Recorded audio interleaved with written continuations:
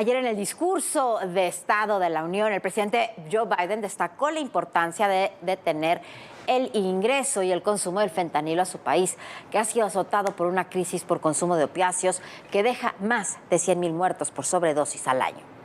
En este sentido, el presidente Biden destacó el ingreso de fentanilo desde México y la oposición republicana a los gritos insistió que era su responsabilidad por su política laxa en las fronteras.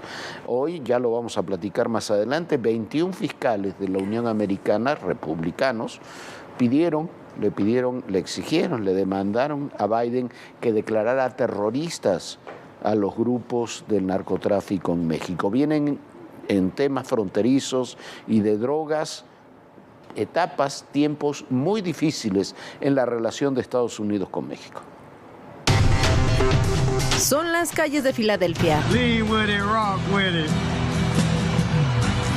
The zombies. Esto es parte de California.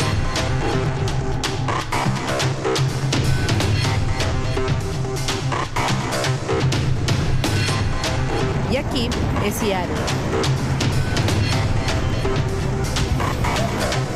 Hombres y mujeres que parecen zombies y muchos viviendo en las calles o campamentos en condiciones precarias.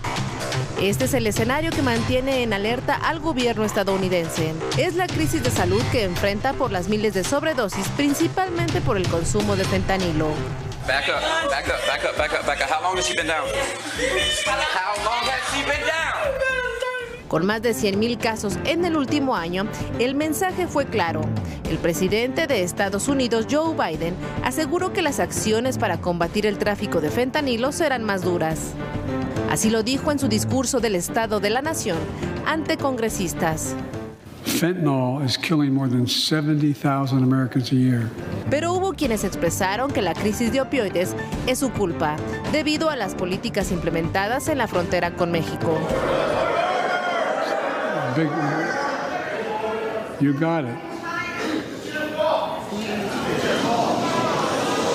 Pese a los reclamos, Biden propuso trabajar con compañías de mensajería para inspeccionar más paquetes en busca de drogas y aplicar fuertes sanciones que permitan acabar con el tráfico de fentanilo. El presidente indicó que los esfuerzos ya se ven reflejados en la frontera con el número de arrestos y las incautaciones en los últimos meses.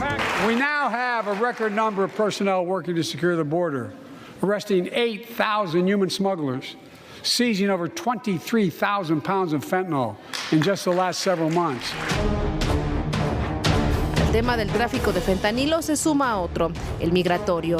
Como parte de un intento de contención, la vicepresidenta de Estados Unidos, Kamala Harris, anunció que destinarán casi $1,000 millones en nuevos compromisos con 10 empresas privadas para apoyar a las comunidades de Centroamérica y evitar que esos ciudadanos salgan en busca del llamado sueño americano. Pero el anuncio ocurrió en medio de otro, que implica el fin del Título 42, de acuerdo con el Departamento de Justicia. Se trata de la medida impuesta para evitar la entrada de migrantes debido a las restricciones por COVID-19. En un documento presentado ante la Corte Suprema, en las últimas horas, el gobierno del presidente Joe Biden aseguró que cuando se levanten las declaraciones de emergencia nacional y emergencia de salud por la pandemia de COVID-19, también se suspenderá el Título 42, es decir, el 11 de mayo. Bueno, y como si esto no fueran problemas suficientes, esta noche los fiscales generales, como le decíamos hace un minuto, de 21 estados de la Unión Americana, todos republicanos, demandaron al gobierno del presidente Biden que use sus poderes para declarar a los cárteles mexicanos de la droga como organizaciones terroristas. Agregaron que estas organizaciones criminales mexicanas amenazan la seguridad nacional de los Estados Unidos, más allá del daño que causa la droga, ya que crearon fuerzas armadas para proteger su comercio de los cárteles rivales y del gobierno mexicano. Bueno, así están las cosas. La producción, lo cierto es que la producción y el tráfico de opiáceos desde México es un capítulo clave de la relación bilateral. Así funciona el tráfico de opiáceos, de fentanilo. Aquí se lo hemos mostrado y sobre eso hemos advertido desde hace años.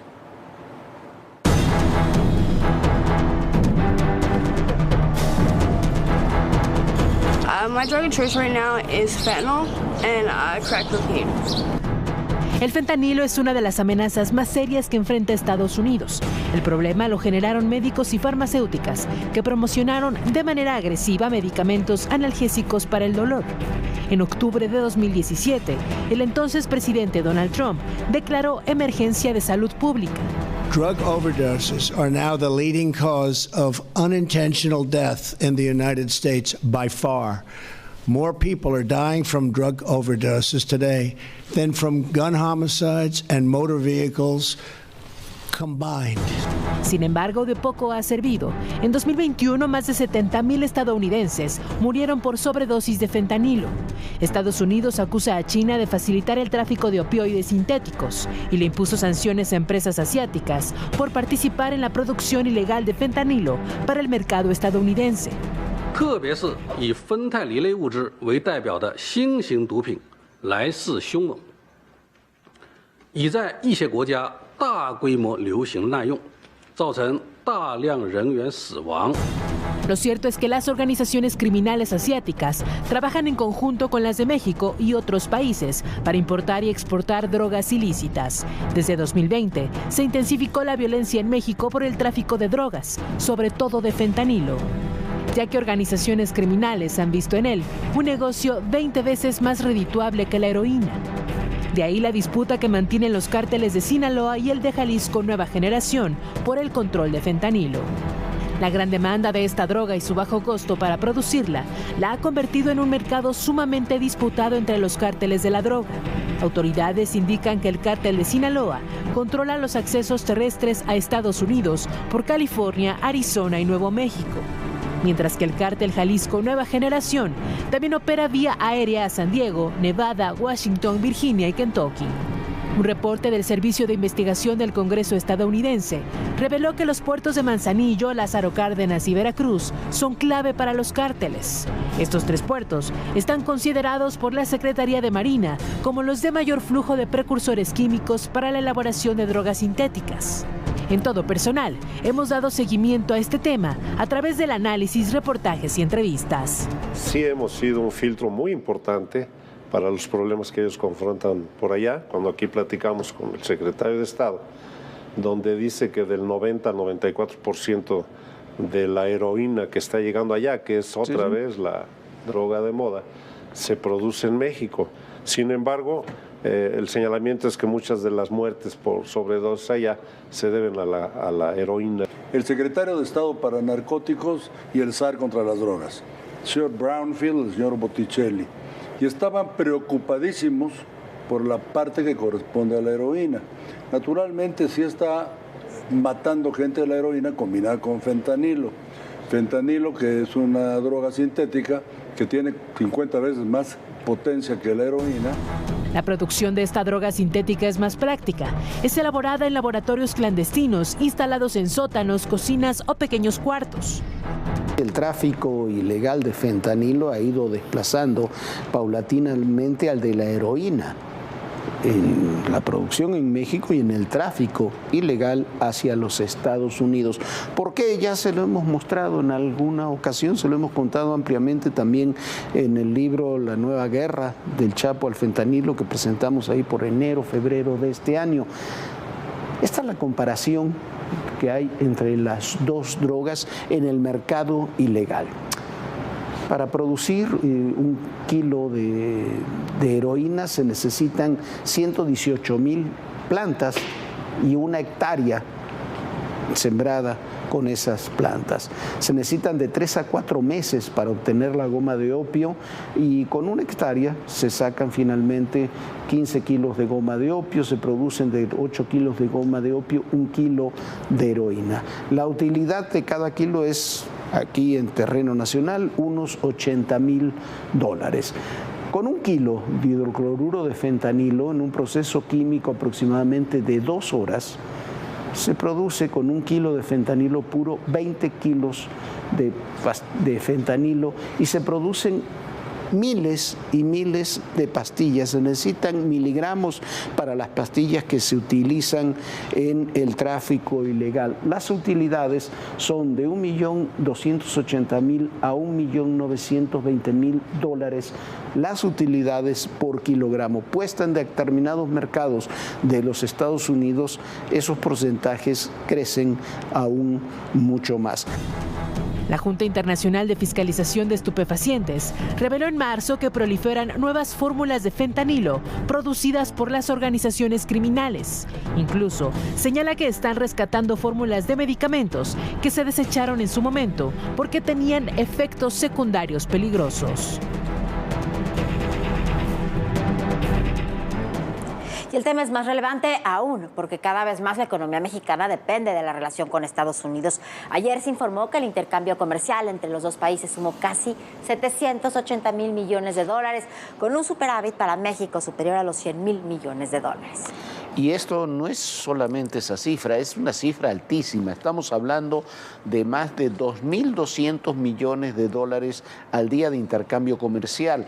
Pero a eso se deben sumar los $58 mil millones de remesas. Hay que poner toda la atención porque el tema en la frontera, la seguridad, el fentanilo, las migraciones, la propia política exterior también en muchas ocasiones pone en riesgo estas relaciones. Este sábado, por tercera ocasión, por ejemplo, en 4 años, estará el presidente de Cuba, Miguel Díaz-Canel, en México. 3 visitas en 4 años al presidente de Cuba. Me parece que hay que pensar cómo y dónde se manejan ese tipo de relaciones. ¿Por qué? Porque puede ser que hayan enviado un poco más de 100 médicos, pero nuestro comercio exterior, más de $700 mil millones, se hace con la Unión Americana. Hay que ponerle un nombre, un rostro. Y que vienen todas las demandas internacionales. Una ciudad tan complicada como es la Ciudad de México. Ya llegamos a Aguililla, esta ciudad, la entrada a la Tierra Caliente.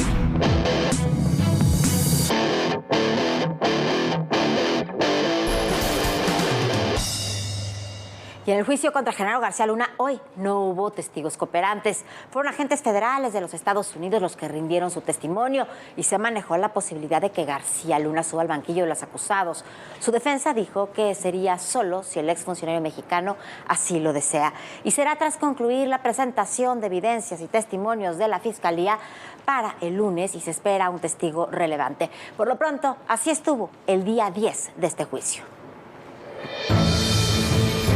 Última audiencia de esta semana en el juicio en contra del exsecretario de Seguridad Pública, Genaro García Luna, en Nueva York.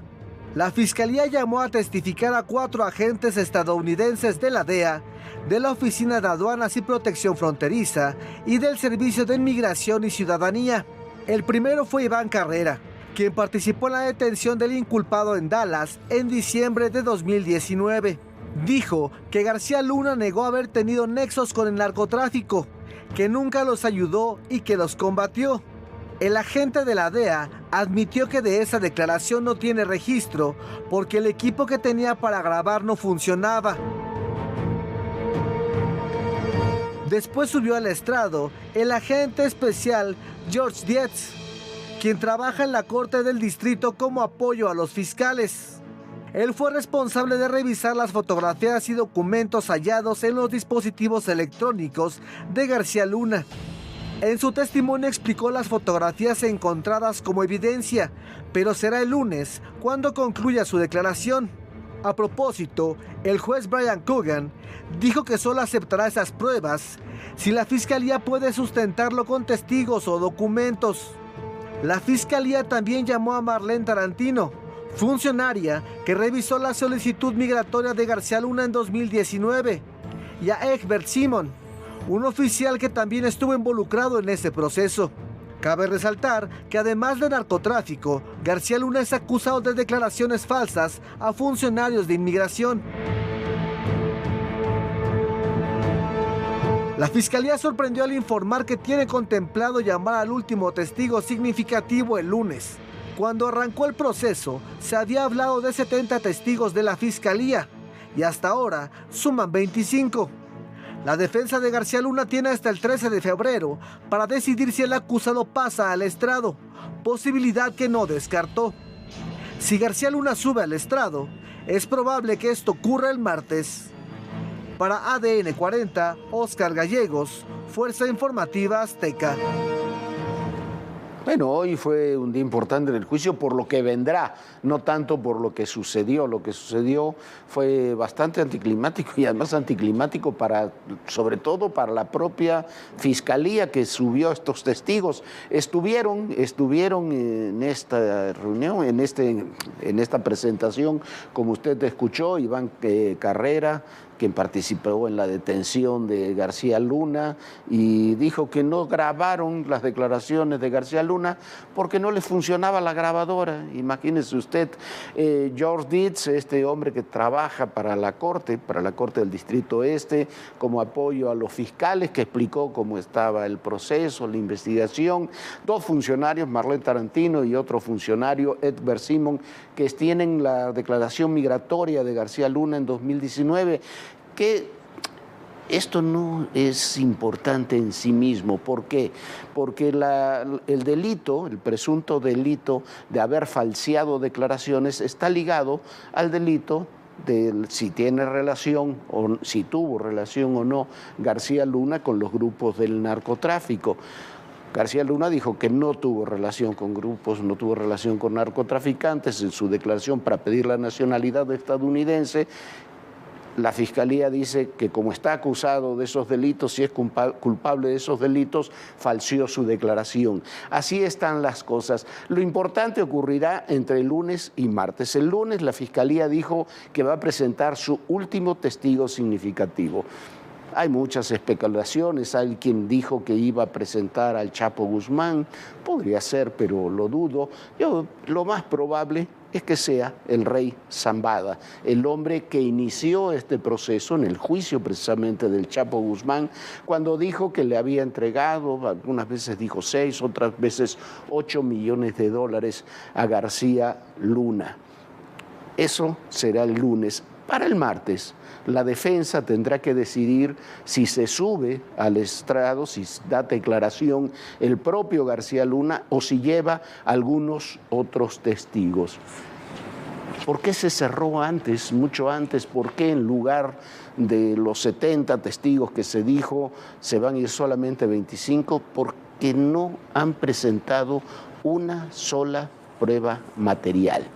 Y mientras no se presenten pruebas materiales, los testimonios como estos que vimos ahora terminan diluyéndose, incluso en contra de la propia causa de la Fiscalía. Habrá que ver, entre lunes y martes, en muy buena medida, se terminará de definir todo el escenario del juicio a Genaro García Luna allá en la Corte de Brooklyn, Viviana. Bueno, pues hay que ver y hay que esperar a ver qué sucede en esa corte en los próximos días, porque sin lugar a duda se van a definir muchas cosas y sobre todo habrá que ver si Genaro García Luna acepta pararse en el estrado o no. Mientras tanto, bueno, a la que se le ensombreció todo el panorama es a la gobernadora de Campeche, a Laida Sansores. A los videos, a los que ve ahí en esos videos, ve usted 3 personas, estrechísimos colaboradores de Sansores, que estaban recibiendo dinero durante la campaña del 2021, la campaña que la llevó a ser gobernadora. Estos colaboradores están en las oficinas de gobierno del entonces gobernador Carlos Aiza González, ahora embajador de República Dominicana. Se han sumado ya 7 denuncias por el mal manejo de fondos que ha presentado la alcaldesa de Álvaro Obregón, Lía Limón, precisamente contra Laida Sansores. ¿Por qué? Porque Laida Sansores estuvo antes que Lía Limón como alcaldesa aquí en la Álvaro Obregón. Así están las cosas y así se le está complicando un poco el tema a Laida Sansores, que por supuesto se ha dedicado a pegarle a todo mundo muchas veces con estas intervenciones telefónicas ilegales. Y bueno, ahora el turno es para ella, ¿no, Jorge? Sí, a ver cómo le va. Hoy ya la propia Laida Sansores dijo que eran un montaje, etcétera, etcétera. Fue defendida. Cuando hay videos de delitos evidentes, de casos de corrupción evidentes, se dice que son un montaje.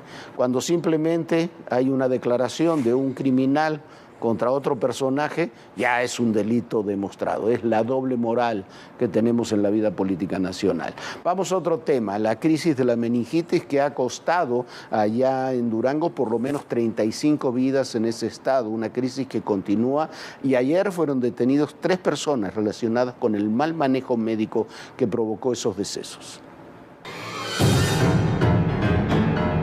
35 personas han muerto por el brote de meningitis, detectada desde octubre de 2022 en Durango. El 29 de noviembre se obtuvieron los primeros resultados de laboratorio que determinaron la causa de la meningitis.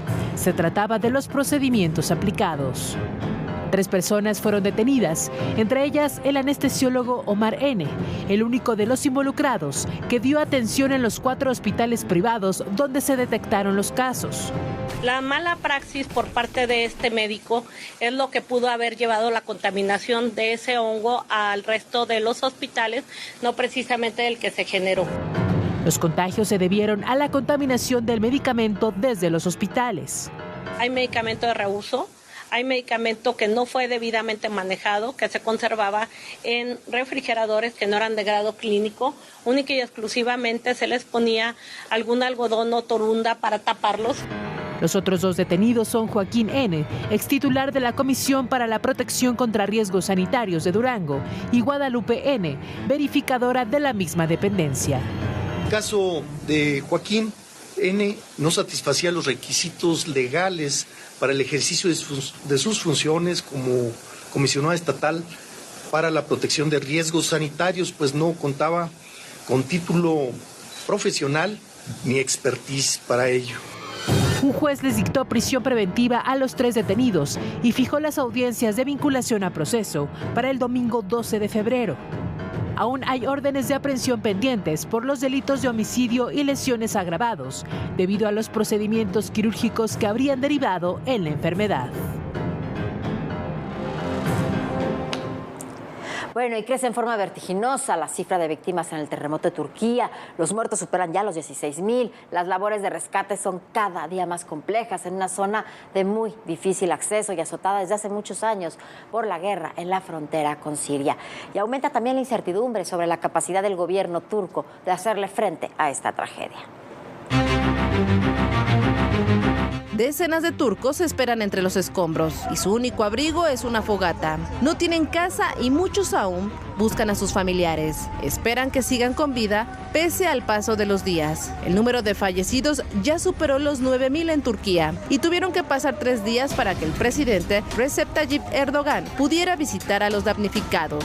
Después del primer terremoto de 7.8 grados, se han registrado 648 réplicas. La molestia se ha manifestado. Muchos turcos se han quejado de la falta de equipo, experiencia y apoyo para rescatar a las personas atrapadas. A veces, incluso cuando podían escuchar gritos de ayuda. No hay espacio para apilar los cuerpos y las morgues han quedado rebasadas. La única solución es un gimnasio de básquetbol. Pero la esperanza prevalece. Equipos de rescate localizaron con vida a un recién nacido que se encontraba entre los escombros de un edificio derrumbado en la provincia de Hatay. El pequeño fue envuelto en una manta y recibió atención médica. Lo mismo ocurrió con una mujer de 23 años atrapada durante 52 horas. El frío es solo uno de los muchos obstáculos que enfrentan los sirios, quienes han sido desplazados y tienen hambre desde 2011, cuando empezó la guerra entre el régimen de Bashar al-Assad y los rebeldes. Los fallecidos reportados son casi 3,000, como Abdul Rahman Mahmoud perdió a 20 integrantes de su familia.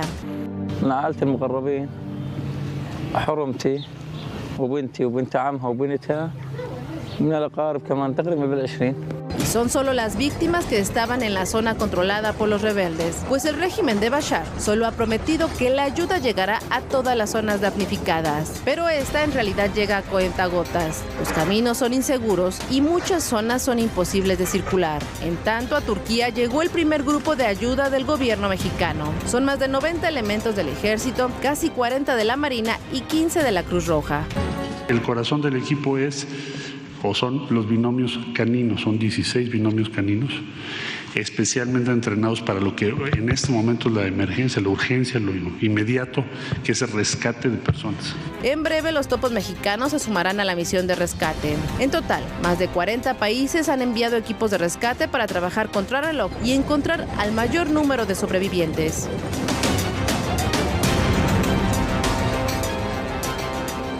Bueno, la verdad es que se han agotado los tiempos, prácticamente se han agotado los tiempos para buscar sobrevivientes.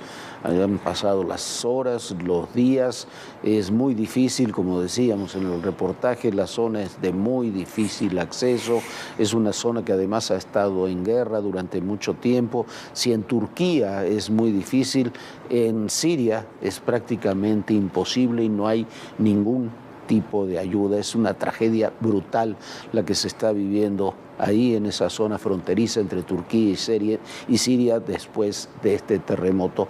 Antes de irnos, le comento que Isabel Miranda de Wallace exigió a la Suprema Corte de Justicia de la Nación investigar a exintegrantes del Instituto Federal de la Defensoría Pública por supuestas conductas ilegales. En un comunicado acusó a los exfuncionarios de consultar información oficial sin ya tener atribuciones para atacar el caso del secuestro de su hijo, secuestro y asesinato de su hijo Hugo Alberto, y calumniar a su persona. Es un tema que está abierto y que ya viene generando controversia desde días atrás. Ya nos vamos, Viviana. Ya nos vamos, Jorge, pero lo invitamos a que se una a nuestras redes sociales. Puede consultar los contenidos de Todo Personal en nuestro canal de YouTube de ADN 40. Puede escanear el QR que aparece en pantalla y revisar, por supuesto, todos los reportajes, todos los trabajos especiales que hemos hecho para usted aquí en ADN 40, sobre todo en Todo Personal, los viajes que hemos hecho, bueno, ahí lo puede ver. Muchísimas gracias por habernos acompañado. Mañana tenemos una cita muy puntual aquí, 11 de la noche. Bonita noche, Jorge. Bonita noche, Viviana, y recuerde, en el poder y en la política todo, pero absolutamente todo, es personal. Gracias.